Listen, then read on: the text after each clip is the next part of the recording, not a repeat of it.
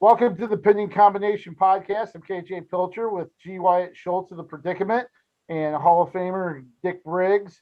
The NCAA Division I tournament is in the books. We got through the seasons, the high school season and the college seasons, with at least with some semblance of end of the year tournament.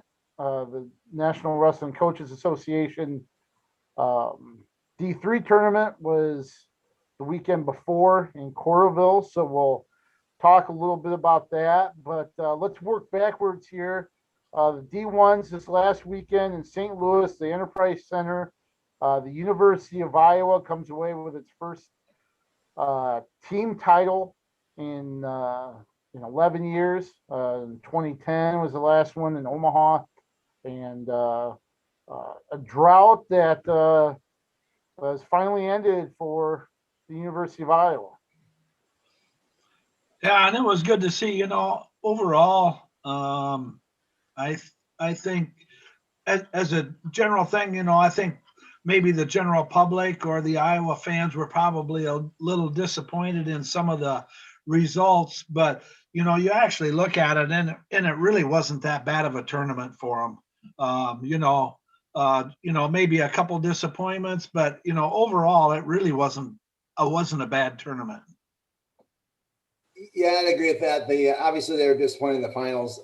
Putting 4 in there and coming away with 1 champ, but I think in the long run it might have helped, because maybe those guys that might have been on the bubble, whether they're coming back or not next year without winning it, probably want to come back now, which I think that couple of announced or whatever. Maybe they're coming back anyway, for all I know. But they didn't get to wrestle last year. They're disappointed in their national championship title this year. I know that sounds funny, doesn't it? and then so they might be hungry as heck next year. But it just shows you that it's going to be fun and competitive next year. So I'm already anxious for that to start. Yeah, and of course the big thing that came out after the tournament finished was the fact that Spencer Lee said that he was competing with the ACL blown in his other knee. We know as a freshman he suffered that. I can't remember what. I think it was his left knee as a freshman. He said he suffered that in the finals against Jack Mueller. And this time, he said 8 to 10 days ago, he blew the ACL out in the other knee, and he was doing things that, the doctors said, hey, you shouldn't be able to do that with the injury that you have. And he just kind of took care of business and then shared it afterwards. Sounded like he was even reluctant to share it, and even said, hey, if I had lost, I wouldn't have said a word about it. No excuses, was pretty much his motto. And, does that add to what he was able to accomplish winning his 3rd title? I think it does. The first thing I thought of when he announced that, or at the press conference, was Corey Clark. Sure. Winning the national title with no shoulder. That was the first thing that came to my mind when he brought that up, because that's got to be pretty hard, to not shoot, not sprawl with no knee. Mm-hmm. I guess I thought it was pretty phenomenal. Shoot, I can't hardly shoot with 2 good knees, much less. Well, I'll go even further with the ACL blown. I mean, all of the traveling that you have to do, and then once you're there, into the arena to check away, to work out, to into the hotel. I mean, you're moving around a lot on that, and that's not easy. And most of us would struggle to do that, let alone stepping on the mat and winning a national championship. When I first heard it, my mind went to I'm surprised he's saying something. Aren't the trials in 2 weeks? And so I was surprised he was, kind of tipping his hand there, which made me think, is he going to wrestle now in the Olympic trials? Did that take him out of it? So I guess we'll have to wait and see, unless you've heard something, KJ. Well, at the press conference, he said right now, he said they're taking it day by day, but right now he's planning on being there. And he says if he's going to go down, he's going to go down swinging. So he said he plans to be there, and it almost sounded like somebody maybe kind of encouraged him or pushed him towards saying something. It sounded like he was pretty reluctant to say it himself, but he kind of said they thought it'd be a good idea to mention it. The one thing that I guess I think would be maybe an incentive to say something is when it comes to the Hodge Trophy, because I don't think it's going to be a runaway this year. I think Gable Stevenson and Spencer are. I really do think it's a 1A, 1B, and given the fact that Hart is one of the categories for voting, you have to take into consideration, he won a title and almost bonused his way through the field. It was just a point shy in the finals there. He won 7-0 over Brandon Courtney from Arizona State instead of 8-0. But, you got to consider that if you're talking about Hart, that, hey, okay, sure, the other guys wrestled and won, but here he was doing it injured, point in his favor. So maybe that's why somebody encouraged him to bring it up in the first place. But you're right. When you go down, what is it, Dallas, here in a week and a half, 2 weeks, that's going to be something he's going to have to deal with as well, and tip his hand to those guys as he's vying for a Olympic team trial spot. I guess you can kind of, another example of kind of hiding it and then coming out after the fact is Jordan Burroughs, when he won his world championship with what was his injury? I forget now. Broken ankle. Wasn't it? Yeah, I think you're right. Yeah. And those are really great stories. I mean, it's amazing what happens in our sport, and I'm sure in other sports too. But when they come out, boy, that's a medal of courage right there for sure.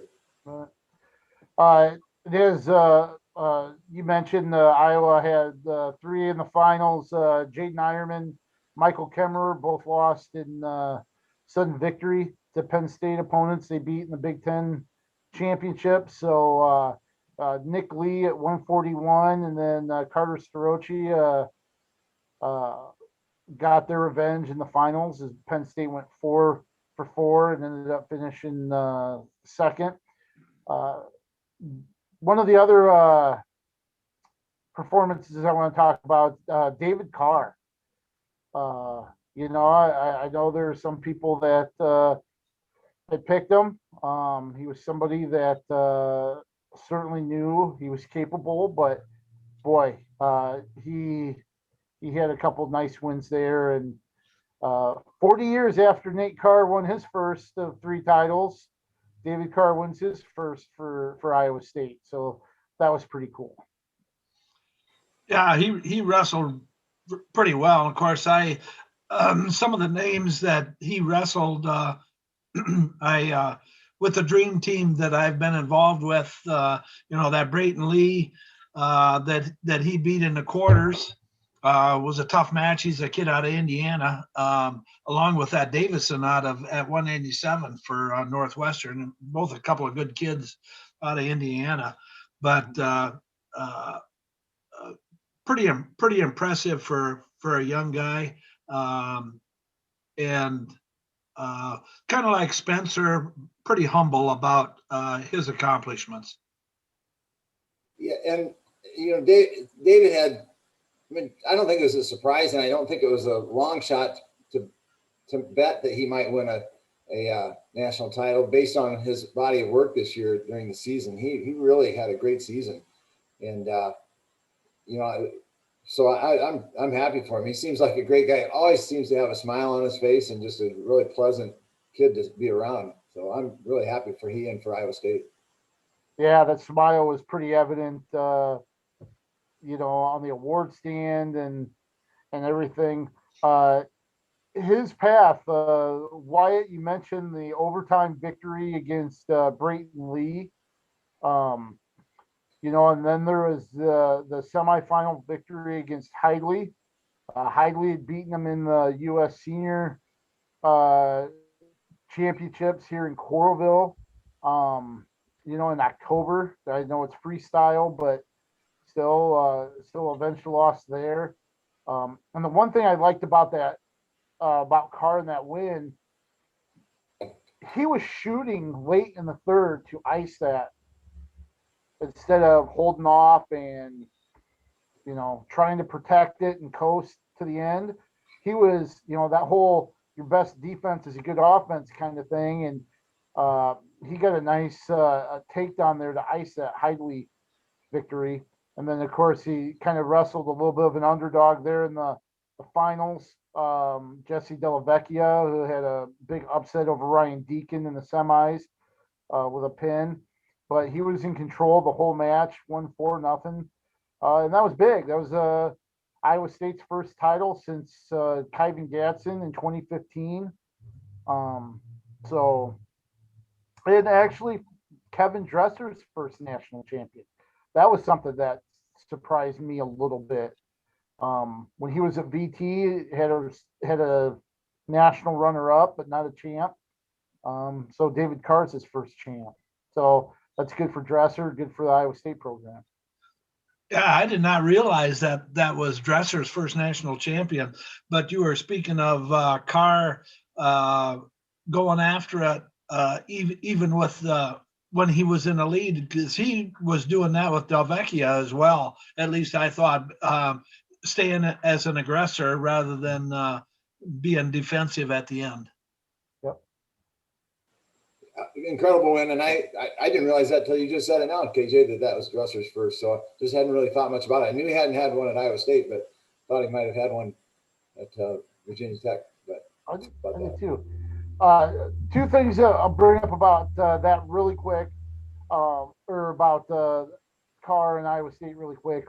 One, they had probably about as bad of a first round as you could have. Yeah.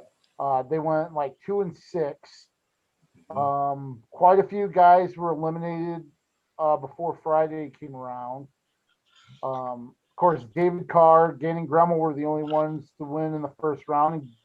Gremmel made the semis and ended up finishing 5th at heavyweight for their 2 All-Americans. But they ended up coming back. They had a couple wins on the backside, Coleman, Colbray. And they came back and tied for 13th. And I know, like, first, maybe impression of tied for 13th, oh, big deal. That's not so bad. But considering where they started, Yeah. I think tied for 13th is actually says a lot about making the most out of the guys that you had still going. And at the same time, speaking of that, they only had three guys ranked in the top or seated in the top 8. And Gremmel placed higher than his seed. Carr placed higher than his seed, and Parker got beat out, but he still won a match. So, like you said, overall they didn't really have a real bad tournament, considering. But I would agree, KJ, that first round is not what you want to come out and do. Yeah. At one point in time, they were 1-6 before Gremmel won his match, and yeah, but that's not the way you look at it. You're I think 0-4 to start. Right, Like, Dagan's a returning, or 2 years ago returning All-American, I guess. And he's just struggled all year long. I know there's got to be some physical thing going on there, some injury or whatever, but felt bad for him. Mm-hmm. that was another thing I was gonna, talking about Dagan. It seemed like, and then you could throw in Runyon, medically forfeited. It seems like there was a lot of injuries or nagging injuries that came into this tournament, like Micah Lewis. At least that was my impression on going over some of this. It seemed like there was a lot of injuries that had to pull out. Certainly high profile injuries with Lewis, champion 2 years ago. And I think maybe you could look at the unusual year. A lot of places you weren't able to get into facilities and train like you normally would. The season probably wasn't the same with protocols and maybe some teams being shut down for 2 weeks at a time. And, when you don't have that same type of training or the same routine, you could be kind of open to injuries and stuff like that. yeah, there was a few of them that I think came into the season with them. Like I really believe Dagan did just start the season in the lineup. I know with you and I, Hoschlag, he's has to struggle forever. It seems like wasn't able to wrestle this year. Now Michael Lewis, his shoulder happened just 6 or 7 days before the tournament, something like that. And then Runyon, I don't know the story on him. I know he missed a lot of wrestling this year as well. So I don't know when he actually got hurt. And another one was, didn't Sloan just get hurt towards the end of the year as well? I think you're right. I did hear that. Mm-hmm. Yeah. One of the things I wanted to bring up too, David Carr's celebration with Metcalf afterwards. Well, what'd you think about that? Interesting. I thought it was funny. I thought they were willing to poke fun at themselves a little bit, especially Metcalf with it being the same arena with the whole Caldwell situation. I thought it was kind of funny myself. I was kind of disappointed actually because it called attention to Metcalf when it was David Carr's time, and maybe he'll be remembered for that tackle or getting tackled or whatever, and obviously he agreed to it. So, but I just thought it kind of changed the focus from David to Metcalf. So I was disappointed in that respect. I mean, it was harmless, but that's my feeling, I guess. But the champion after David Carr, Shane Griffith, I think there have been a few moments that have caused the hair on my arms to kind of stand up and goosebumps to form when Shane Griffith won and the crowd started chanting, "Bring back Stanford." It was a reduced crowd, but you wouldn't have known it really. That was one of those moments where I was just a little speechless because it really showed the respect and the rally, I guess, of the wrestling community for those folks at Stanford, Coach Borelli, Griffith, even people that were cheering on Real Woods, Nathan Traxler, heavyweight, those guys throughout the tournament. And given the fact that, here the last match, as far as we know, in Stanford history, and it's going to be Shane Griffith's championship win. Just seemed like a kind of an emotional moment, and one that I thought was bittersweet, given the circumstances. Exactly. I thought, what a way to maybe in a way slam your administration by winning a national title, or give them maybe a little slap in the face that maybe we shouldn't quit the program. You're right. I thought that was pretty cool that they got a national title out of that. Well, I mean, that here's the situation. So they're not the only school that's dropping wrestling this year, as I understand it, Fresno State, right? Right. Mhm. And so I mean, the two schools out there out in California. Yet Stanford has gone to the extreme of trying to save it, and they fundraised $12 million, as I understand, which would fund the program for 50 years, and Stanford still won't reinstate wrestling as a sport. I don't know why they won't.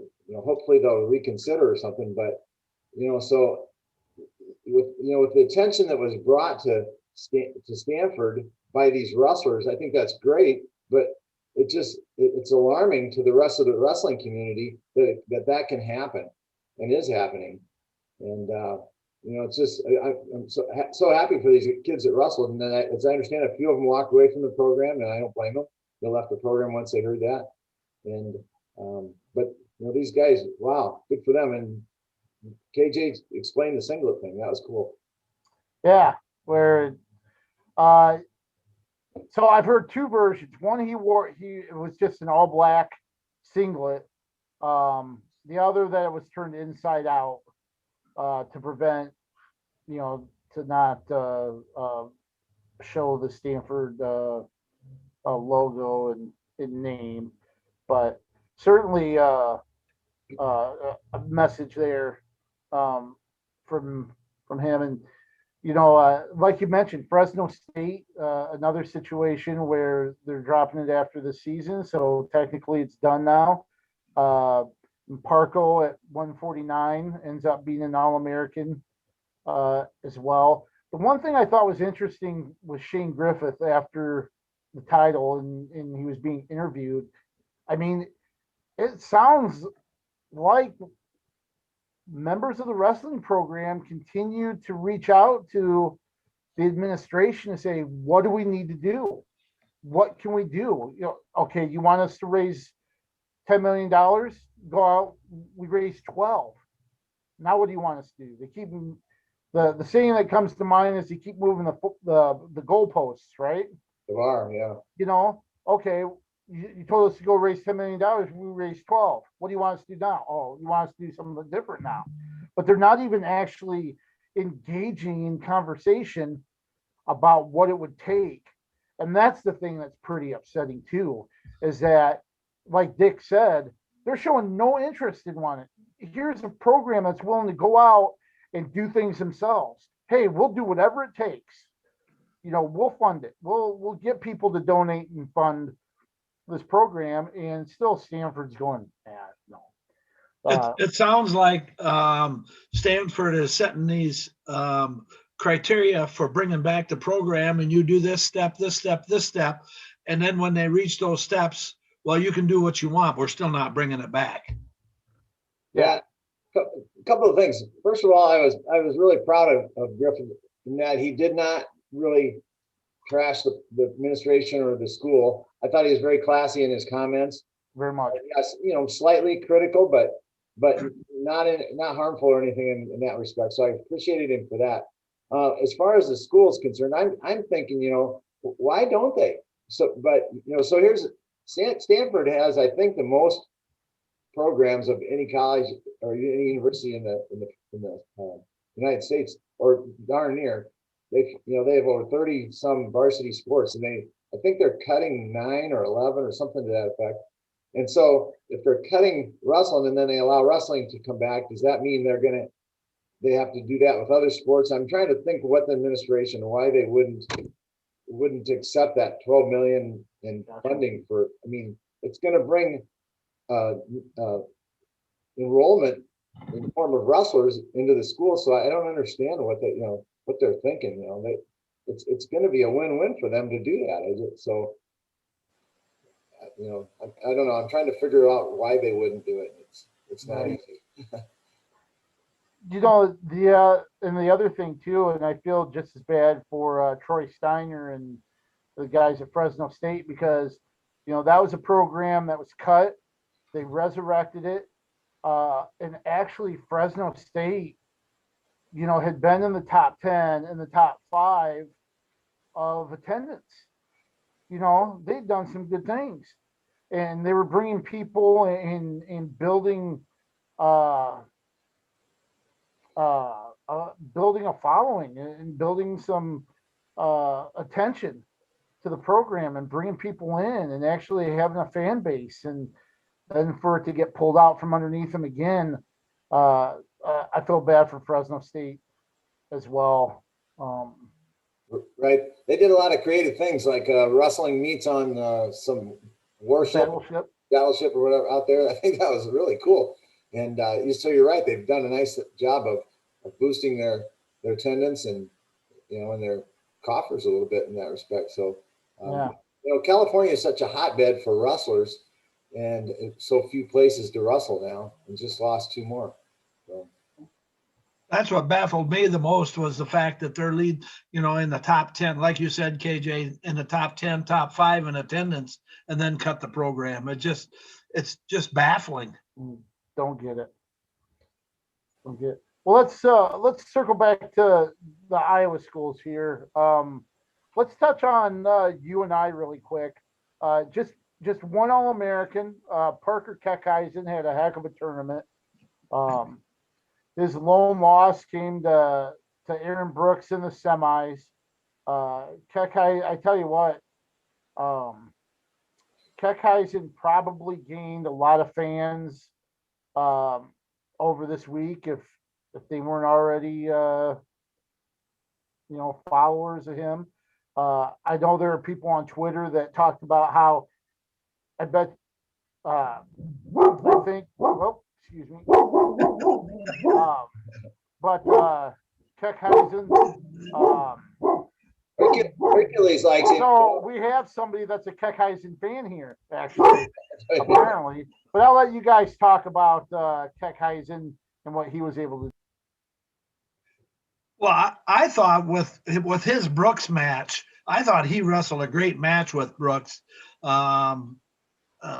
Because that was probably, I guess I didn't really go back and look, but that was probably Brooks' toughest match through the whole tournament was Keckeisen.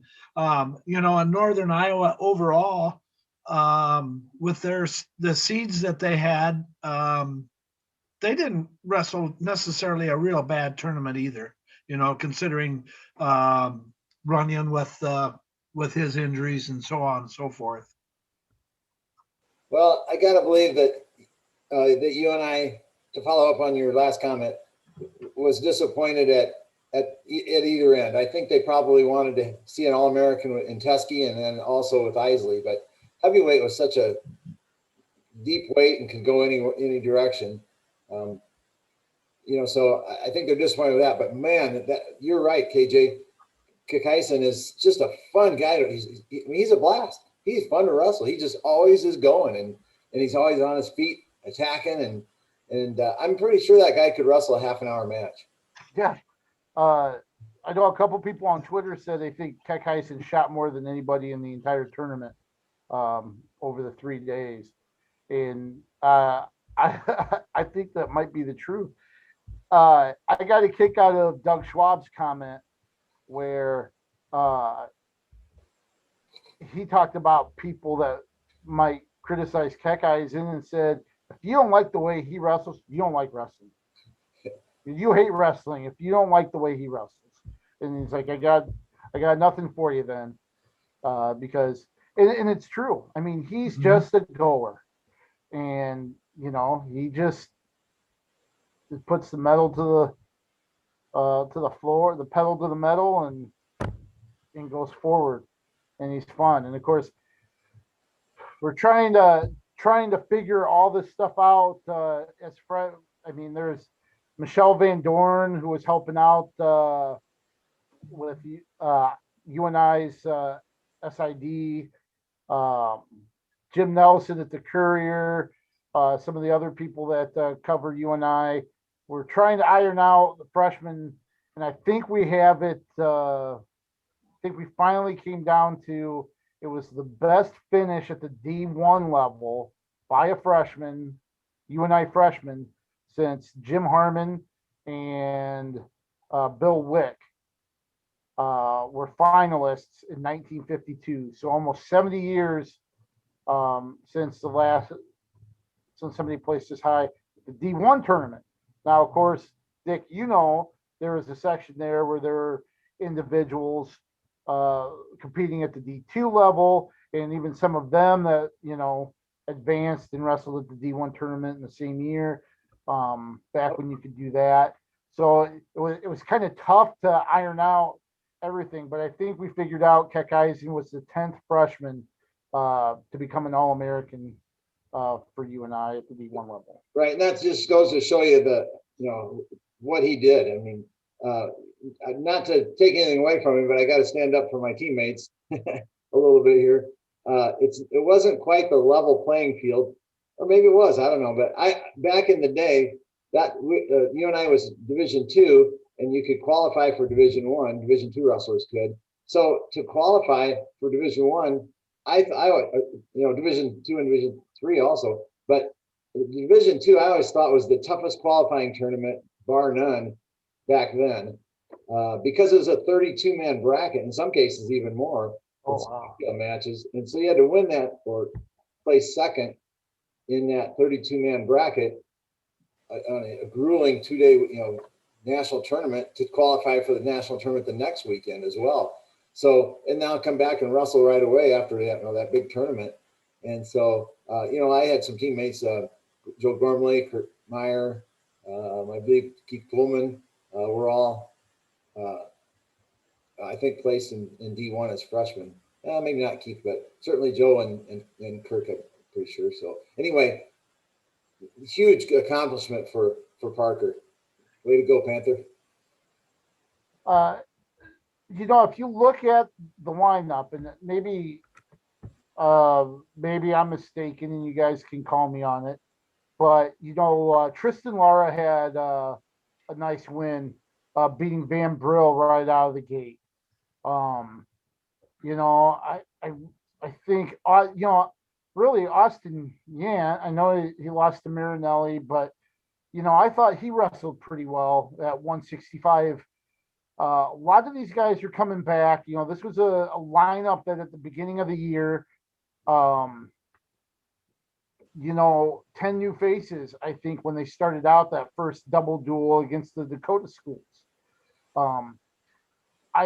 I really think next year, assuming everybody's back, and I know 141's probably in flux. It'll probably be Basil. I see Drew Bennett's in the transfer portal there, but with everybody else coming back, I think UNI has potential to really make some gains and kind of be in that 10 through 12 spot at next year's NCAA tournament. Barring injuries, of course. Well, yeah. I was disappointed to see that Bennett put himself into the transfer portal. I got to believe that had to do something with the Russell off at the end of the year.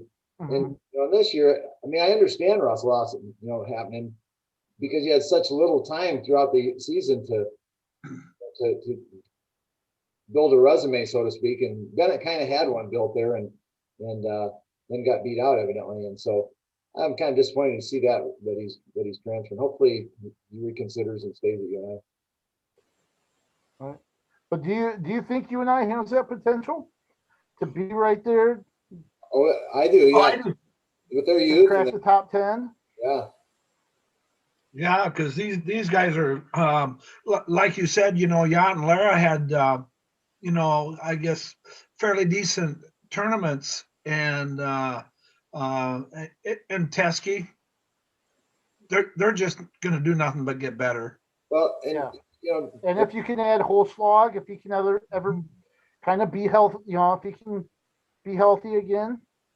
Right, and UNI's had like 2 or 3 really strong recruiting years. They brought in Happel from Lisbon, who's still kind of in the shadows there, and some other guys that are not coming off the top of my head right now, but so yeah, it's not surprising. It's exciting for me to see that happening. I'll be honest with you. next year, I think obviously Iowa has a chance to win it again. I really do think we could see all three teams in the top 10. I could see UNI Iowa State being in that 8 to 10 range. You know, um, obviously that's a lot of ifs and buts, and kind of going forward, and things have to go the right way. But I can see next year being a year where those three schools, if everything goes well, you could have three teams in the top 10, certainly in the top 12. So that being said, it just made me wonder, when was the last time UNI was in the top 10? When Foster won it, were they in close to that, or? I think they were 12th that year. 12th? Okay, so they had to go way back to clear back in the 90s, probably when my brother was a coach. I know they're at least Yeah, once or twice. I could actually look that up. If you guys want to share maybe your biggest surprise of the finals. If there was somebody that stood out to you in the finals, or somebody that was the biggest surprise in the finals, who was it for each of you? I'm going to say this. I'm going to jump in here and say this. My surprise wasn't necessarily somebody, but maybe rather the way people played the edge, and I guess it kind of structured their match and navigated their match in that, like for instance, in Kemmerer's match, if I remember right, he went out and took a bunch of shots, couldn't finish, and towards the end of the match, maybe didn't have as much left in the tank as his opponent, and then couldn't get the victory there. So what were the some guys a little more tactical and smart, or and by doing that, did they take a lot of the fun and excitement and entertainment value out of the matches? What do you think? And another one, I thought each match, at least the ones probably I paid more attention to, they were coached for that particular match on how to wrestle it. And I guess the one that comes to mind right off the bat is Courtney, the way he was, I feel, coached to wrestle Lee. It just seemed like they almost like you said, Dick, they almost changed their style for that finals match. Yeah, and maybe at 41, Ironman did the same thing, went out and just couldn't get the finishes, and then gave it up in sudden victory, I think, wasn't it? Right. And were they coached to do that? Maybe. So you be the judge, I guess. And I know some people on social media have been the judge. Yeah. I thought it was really apparent with Courtney. You can see it with Sorochi. I can't remember the Fix Bravo Young match, but I know a lot of people thought Bravo Young was in the same type of boat. And then at the end of the match, even though he wasn't able to convert, the Sasso O'Connor match, I think that was at the end after O'Connor got that lead. He was right there on the edge trying to use the out of bounds as a little bit of an assistance to hold off Sasso, even though it was really close. There as time ran out, but I agree wholeheartedly. I think there's a little bit more of a strategic, using the boundary.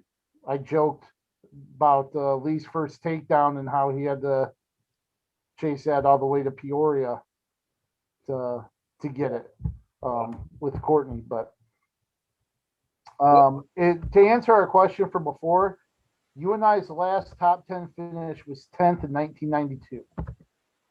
Right, that would have been, yeah. With Don as coach. Yep. That's what I thought. Yeah, it's been a long, long time since. So that'd be huge if they could get to the top 10. Huge. Yep. And I thought they might have had a chance this year. It would have taken a lot to do it. But, if they get high medals at 25 and 285, and then a couple of other sneak in there, that would have been an opportunity. But anyway, I didn't see Kakaisen, honestly, place in third. Doesn't surprise me that he did, but I didn't have that picked in my mind. So that was a nice line there. But, going back to the Bravo Fix match and Roman Bravo Young, that guy is so fast. Did you happen to see the semifinal match when he did like a fling around? He does he grabbed a leg or ankle and just his whole body was up in the air flinging around. Really? Yeah, I mean, he's so fast and so I mean that's basically how he got the victory in sudden victory, the takedown and sudden victory. But you got to go with your strengths in that respect. But it'd be nice to see some shots in there as well. Right. Of course, Gable Stevenson, won. AJ Ferrari, I think, was a little bit of a shocker there. 197, maybe a little bit. But he had wrestled really well at the end of the season and certainly has a personality that a lot of people will remember as well. But I have to, as far as 197 is concerned, to me that was, I don't want to call it the weakest weight, is the weight that had didn't have a real strong standout person at that weight. So, and that was the weight that could have gone to probably a number of people. You wrestle it again 5 times in the next 5 weeks, you might have 5 different champs. So, Ferrari, some people like that stuff. I don't. I'm old school. Give me Spencer Lee and that sort of comment all day. Although Spencer was a little bit out of character even for him. Yeah. Of parody. 197 had a lot of parody to it. There you go. Parody. There you go. Yeah. Just to touch on Iowa really quick. They ended up with 7 All-Americans. The consolation round Saturday morning is what really sealed things up for them. They came out Saturday morning and went 6-1 during that session, 3-0 in the consolation semifinals. Young won his 7th place match. DeSanto and Cassiope finished 3rd. Warner ended up going 4th, but they went 6-1 there to clinch it before the finals. And that I think that was impressive, the way they wrestled on the backside there, especially Saturday morning to really clinch that 24th title. Yeah, with their seeds, you always want to place higher than your seed, and with the 4 number 1 seeds, it's hard to place a little higher. So overall, like you said, Young won his 7th place match, and it was a 5 seed, so even he didn't wrestle real bad. But that consolation semifinal round really set him out. Well, and that backside, when you get on that backside, it's brutal. I mean, your mindset is not necessarily where it should be, because you've lost your opportunity to be a national champ that you've been working your entire life for, and so you've got to regroup. I know everyone has to regroup, but some guys are coming off a win, and some guys are coming off a loss when they meet each other. If you've been on the backside for 2 rounds, you're now winning, and the guy that drops down is now losing, and it just becomes a tough battle. And you don't even know who's going to be dropping down on you. Maybe a number 1 seed that got upset or whatever, and it's so brutal back there. So they did a fabulous job, thank goodness, or they wouldn't have had a championship. So another example of everyone really kicked in on this title, and not everyone's happy, but it's well deserved and well earned. The one thing and maybe this can transition into the D3 championships as well. And I'll just bring this up from everything that we have heard or not heard, I guess is probably more accurate. There didn't appear to be any issues with COVID during the tournament, and I haven't heard anything from the D2 tournament either.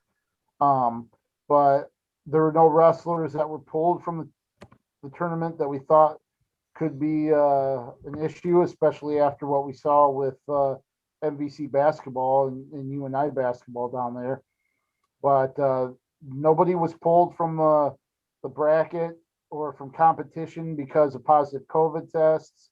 There's testing every day down there of the competitors and all the tier 1 personnel, which includes coaches, trainers, and managers, stuff like that.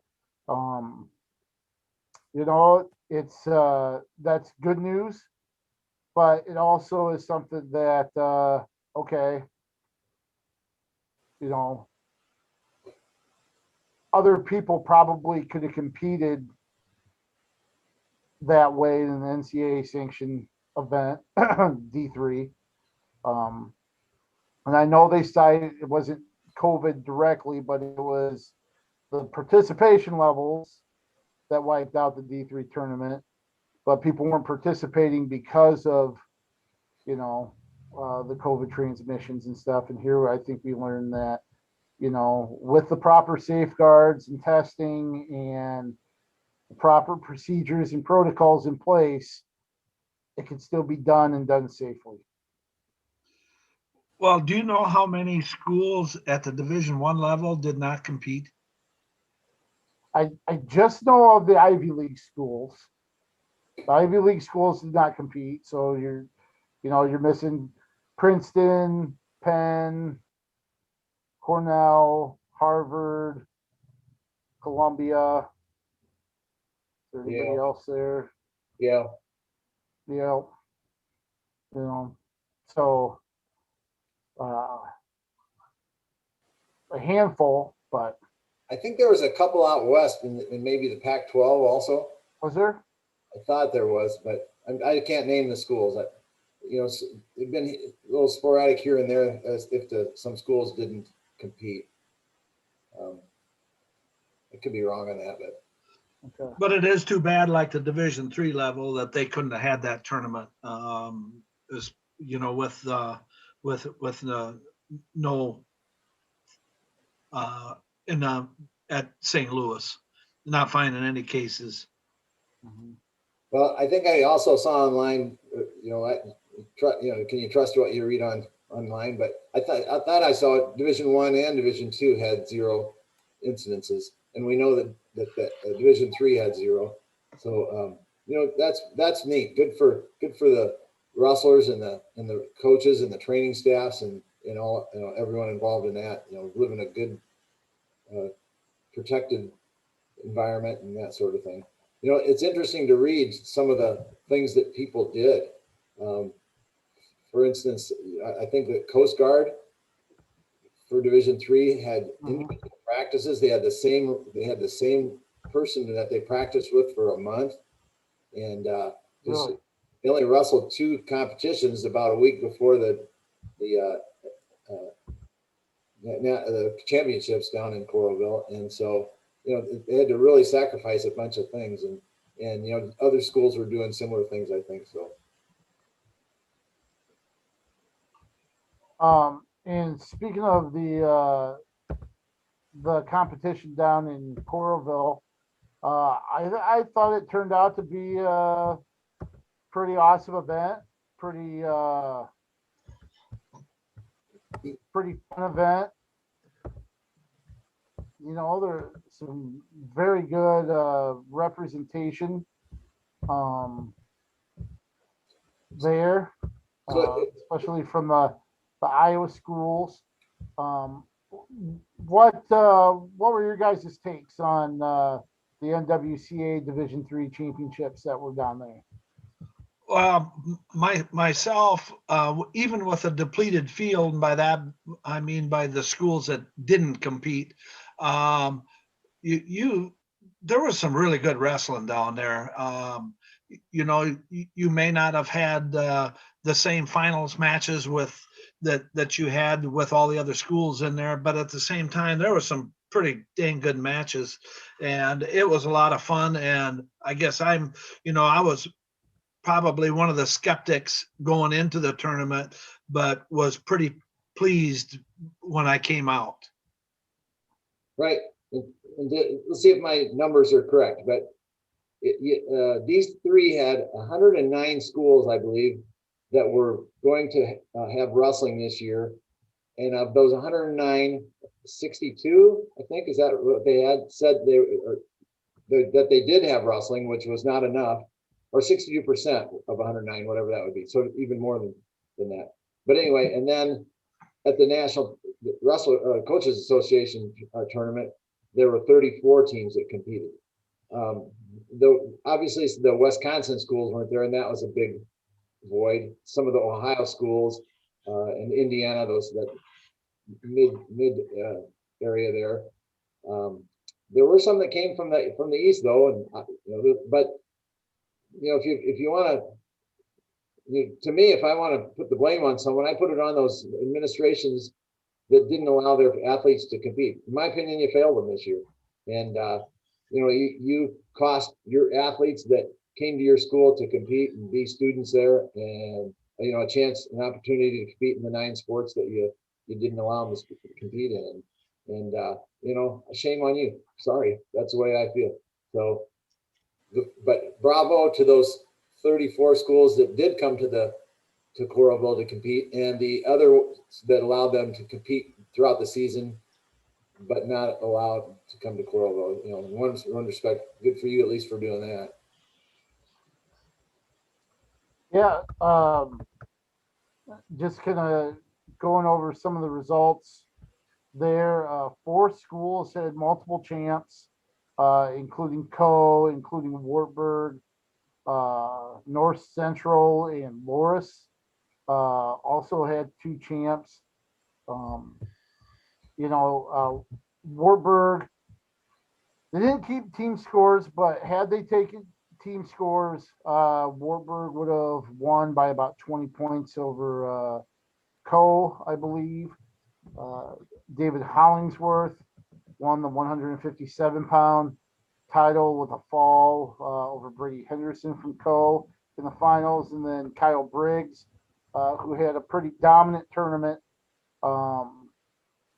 pinned his way to the finals and then really handled Augsburg Solomon Nielsen 8-0 for the 74-pound title there. So a real good tournament from Wartburg. And like I said, Briggs's championship, he had pins in 10 seconds, 16 seconds. Then he had a pin in the quarters and the semis, right? Semis. 212, I believe. And then the major decision for pretty dominant championship run. And speaking of those finals, a couple of the kids that really did impress me, and of course that was the OW Braden Burt from Western Dubuque from Milliken. Between Braden and Briggs, I thought they were, at least to me, in the finals, were the most impressive. Okay, Dad's putting on his dad hat right now. I'm pretty reserved when I talk about Kyle, but that's going out the door. I'm going to talk about Kyle because he deserves it. Kyle had 4 pins, 10, 16, 212, and 5 something or other in the semifinals. And then a major decision 8-0, which he kind of was reserved. He could have opened that up and either tech followed him and pinned him, I think. And that being said, that was a little bit better than Braden Burt's performance, who had 1 pin and a couple of tech falls and a major, I think, or something like that. And though he did Tech fall 15-0, Shane Mulder in the finals, that was very impressive. But you know, as a dad, I was disappointed Kyle wasn't awarded OW, but you know, that can be political sometimes. And I probably shouldn't say this, but I got the numbers from one of our friends, KJ, that there's evidently a Wartburg bias when it comes to the OW, in that since 1993, only one Wartburg wrestler's ever won that award. So anyway, there's my dad hat. So, and I've been pretty good about that, guys, throughout the last, however many years we've been doing this. So You have been. Yep. Awful proud of Kyle. He wrestled his butt off, and you know, and as far as the tournament is concerned, you know, it's neat because you got 34 schools that got to bring wrestlers to it, where you wouldn't have that before. If you compare it to the Division II tournament that had to adhere to the NCAA rules, obviously they had qualifiers, and that makes the quality a little bit higher, possibly and probably. But at least you had 32 people in those brackets that were able to wrestle. If you're at that Division II, in a couple of instances, only 11 kids in those brackets got to wrestle. And I think the biggest one was 14, maybe, biggest bracket. So, you know, hopefully the NCAA at least will go back to 18 qualifiers, 180 qualifiers next year. And they should go back, they should go to 32. Why is that different for Division II and Division III than it is for Division I? You know, give those kids in those schools an opportunity to compete in this tournament. It can't be that much more difficult or expensive to run. Yeah, and those 2s and 3s, I'd love to see a 32-man bracket. Maybe more wrestling, but and I don't know if it would add a day to it or not. But I think you could still do it in 2 days if that's their concern. So they certainly did this year. Did it in 2 days. Yeah, and actually that wasn't that long either, was it? No, I think it went from 11 or 11:30 to maybe 8 o'clock that night. Right. So, and I talked to one of the head of the officials, and he said, it was a long day, but it was certainly doable. And I know that that's being considered. At least it's being spoken. The coaches are pushing to make that a 32-man bracket. So hopefully we'll see that next year. You know, a couple of the storylines I kind of want to share here with some local teams. You know, one at 133 with Brock Henderson from Co. I'm sure we've talked about him before. I know I did a little bit of a feature on him as the competition was beginning, you know, the beginning of January. That, you know, 2 years ago, he was cracking the national rankings, and he suffered an elbow injury that ended his season prematurely, just as he was really kind of cracking the national rankings, and then had injury kind of wipe things out. And then last year he had gotten himself back, had qualified for the nationals, and then of course the cancellation wiped it out for everybody. So he had waited 3 years for, you know, this opportunity.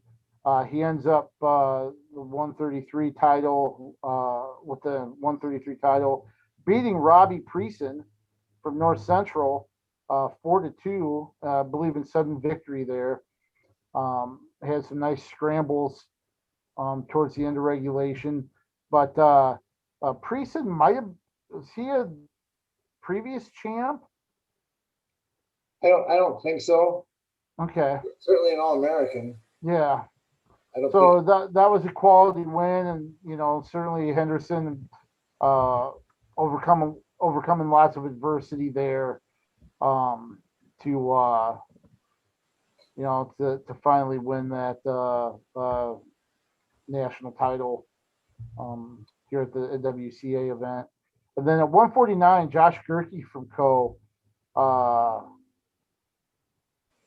Came out on top of a flurry. That might have been sudden victory one as well against Brady Fritz, to win 4-2. Gerke found out that in the weeks leading up to his to this event, his grandfather had died, his aunt had died. Something that was kind of weighing on his heart a little bit. They're supporters of his wrestling career. You know, he was a former Xavier prep as well, but he kind of mentioned that you know what, I think these guys were with me all week long, and that was pretty neat. And then he came away with a win over Fritz, who had a good tournament as well. And then Kyle, I tell you what, that's one of the quotes from the finals. I think that hit kind of hit in the heart the most. A little bit was his quote about family, and I'm trying to find it so I can read it verbatim as well. But he really alluded to the fact that, you know, a moment like this is magic because of the family that was there. You know, talked about how special it was to have his family there. Here, I finally found it. It's like moments like this make the training worth it. I ask myself why I train the way I do, but I'd remiss if I didn't mention my family, my friends, teammates. Moments like this are magic to be able to share it with them. And I thought that was one of the coolest quotes and something that really hit home after that event. And I was sitting with the family, and I had Lauren yelling in my ear during the whole match. So Yes, she was. she was in between us, wasn't she? yeah. Yeah, that's Kyle though. He's well aware of this environment around him, and he's an extremely hard worker. One of the hardest I've ever coached. And I'll put him right up there with Mark Ironside, in terms of his work ethic but it's nice to have something to have a payday with the NWCA tournament. And those are nice comments on his part. I was doing a live feed, and I had, I believe, last I looked, upper 50s. So I think someone told me that it got up into the 60s. And I know that there were like an uncle out in California, they were having a barbecue and they put it up on the big screen. So there's a number of people there watching it.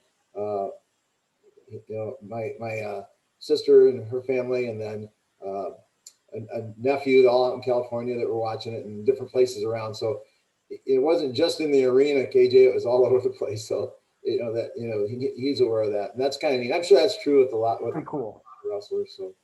And the other thing is, speaking of Kyle, or even like Brock Henderson, where they didn't get to compete last year. Could you imagine another year of not being able to have something like this? 2 years in a row. Oh, so thankful for the NWCA. Absolutely. Yeah. I'm going to jump back and say at 133, obviously Brock did a fabulous job and congratulations, but Joe Pins, Hempstead, ended up third and had to win 4 on the backside to do that. And so, kudos to Joe as well. Josh Gerke, nice win. That one was, I believe, right at the end of the match, a takedown, if I'm not mistaken. So, to win 4-2. Yeah, it was a heck of a scramble. I know that, where both of them were within an eyelash of having that go-ahead takedown, and Gerke just happened to come out on top. Should mention too, in those, a lot of people calculated the team points or what it would have been had there been official team points scored. Obviously, we mentioned Warburg Co. 1-2, but Loris would have been third. They had 2 champs as well.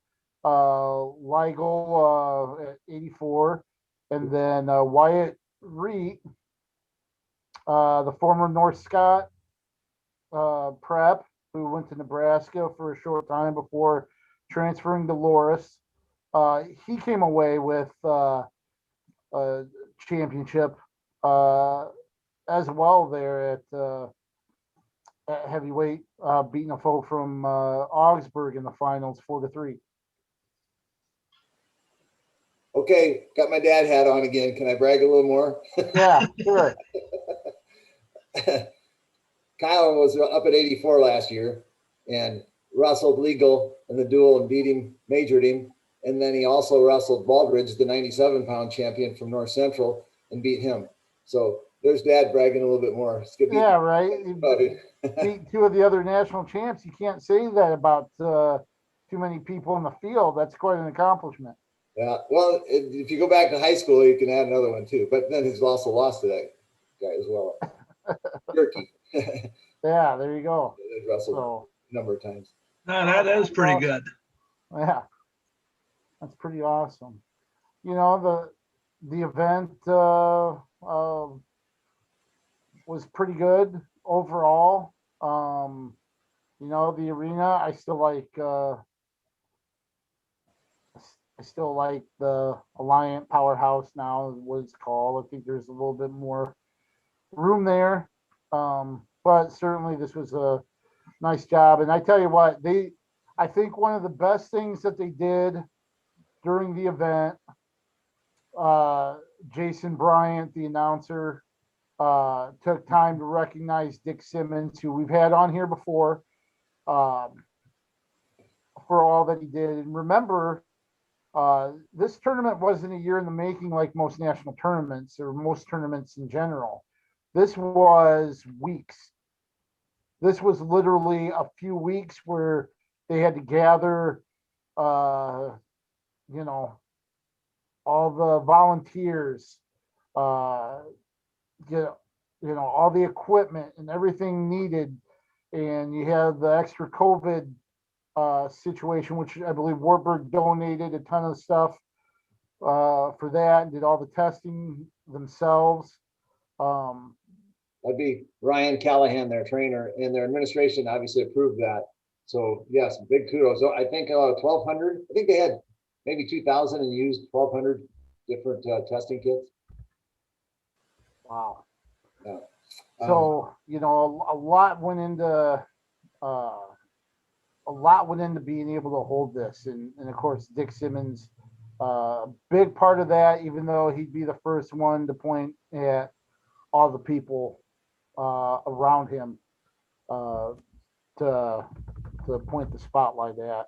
And don't underscore, KJ, don't underscore the fact that they had to fundraise 6 figures to run that, get the arena. One thing I do like about the arena is, compared to Cedar Rapids, is if you're sitting on the same side that your mat, the near mat, you can't, you know, in the Cedar Rapids, you can't quite see that near mat because it's a little bit higher off of the floor. Oh, sure. So you have to sit kind of across the arena to see it.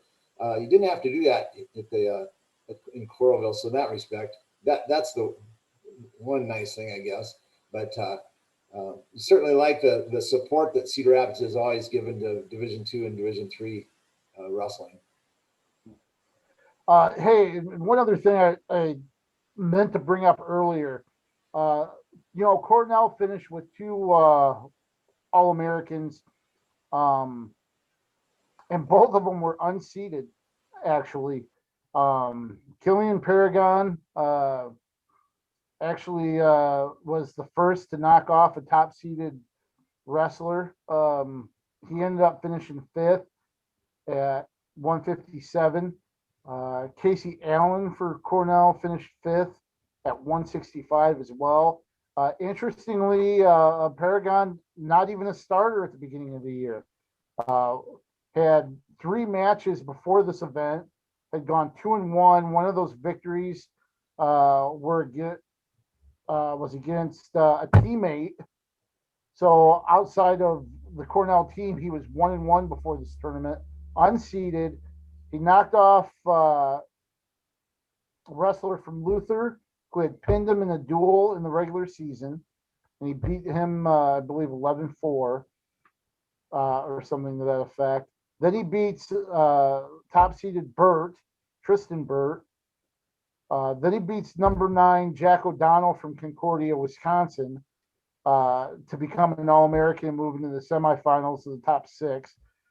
He lost in the semis, came back and got 5th, and then just to prove it wasn't a fluke, he beat O'Donnell again and pinned him for 5th place. So pretty interesting, the fact that he wasn't even a starter at the beginning of the season.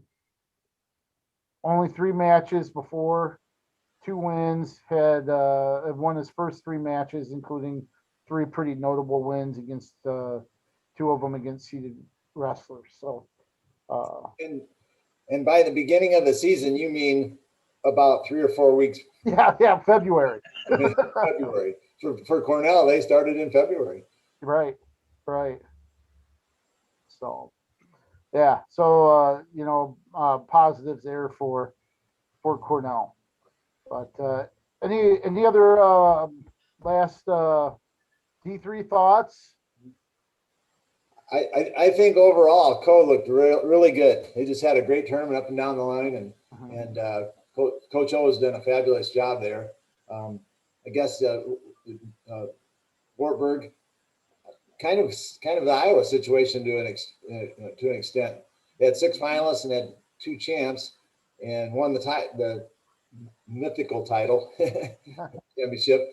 And then whereas Co had 3 champs, and then also Loras had a great tournament too. Like you said, finished 3rd, 2 champs, and a number of All-Americans there as well. So good job to the ARC and the other schools as well. And Cornell, really nice with those 2 All-Americans. Mm-hmm. Yeah, I think Cole was the one that kind of surprised me. Well, maybe not surprised. I was impressed with, I guess. But also the other ones, Central had a couple All-Americans. I thought they wrestled fairly well. So overall, like you say, that Iowa or the ARC was pretty good. Just to touch on one other thing of note, the D2 tournament was that same weekend. Upper Iowa, I believe 2 All-Americans. I think Tate Murdy and Zach Rigg both made the award stand for Upper Iowa. It's kind of a different season, but Rigg, a freshman, probably a real bright spot there for the Peacocks for him to finish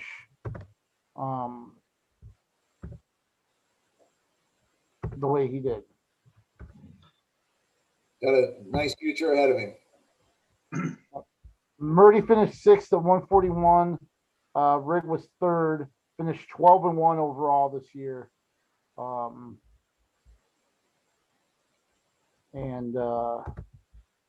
Pretty good season. Unfortunately, other 2 Peacocks in the field didn't place.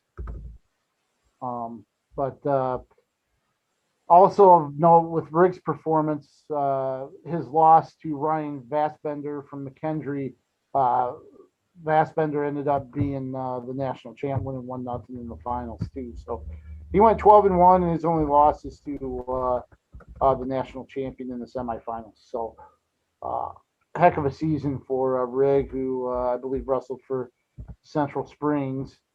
And right. One other thing of note about the D2 championship, St. Cloud State won the team title again, edging Nebraska Kearney. It was 107 to 105.5. And of course, that all came down to the end of the tournament pretty much.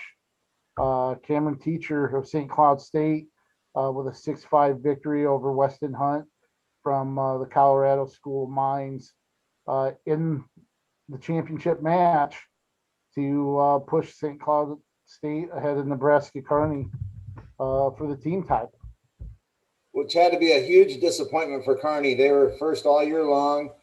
I think St. Cloud was not even second ranked, going in probably third or fourth, maybe. Yeah, because Lindenwood was second. And I think they might have been third, fourth, somewhere in there. And so they had a great tournament. Kearney had, got some pretty disappointing for them. So, that had to have been exciting, though. Yeah, and interestingly, St. Cloud State had, I think, 4 finalists, and they were 0-3 going into that heavyweight match. So Kearney was so close to dodging that bullet, but Vassbender won 1-0, and I'm assuming at heavyweight there was probably an escape there in one of the periods, but just looking up to see how the scoring went, and sure enough, it was a second period escape. I'm sorry, it was 6-5, and teacher won throughout. It was 197. That was the 1-0 final. So it was just a 1-point match, and that was something that teacher pretty much led throughout. So, well, the heavyweight would have been in the earlier in the morning, right? So it did go down to that 97-pound match then, right? Mm-hmm. So, all right. Any other comments or any impressions from this season? Just, I guess to a certain extent, just kind of glad we had one. Yeah. No certain extent about it. I'm really super glad that we were getting at least something. Didn't start till January, in some cases, even February. And at least they got some matches in, got to go out and compete. D3's level, they were able to rally and get a tournament, to have something to finalize it. D1 and D2, good for them for having their tournaments, and all 3 levels, 0 COVID issues. So. Yep. And I hadn't heard any on COVID issues for the NAIA as well, and actually the junior colleges is coming up in May, I believe, wasn't it? Oh wow. Yeah, I'm not sure. Is it? Yeah, I think it's in May. Okay. And they're having their national tournament.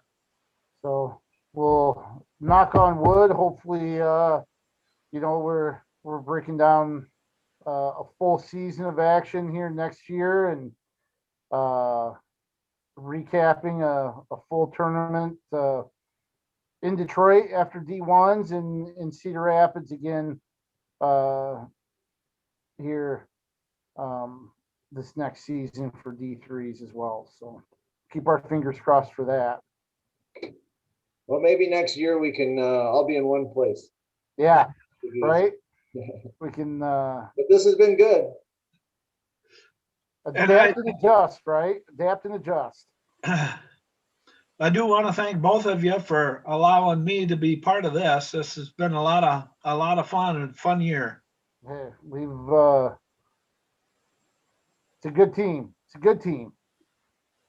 So thank you guys for everything that you do, not just for the podcast, but for wrestling in general. Thank you to Nathan. Really appreciate you sitting through our discussion each week and putting this up for us. So thank you, Nathan T. Ford, for all that. It's definitely your effort definitely doesn't go unnoticed. So thank you for that. Thanks for everybody that watches, listens, participates, and supports the sport of wrestling. And we'll close out this season with one last word from Wyatt. Give him our tagline. Let's keep wrestling on the move. Thanks, everybody.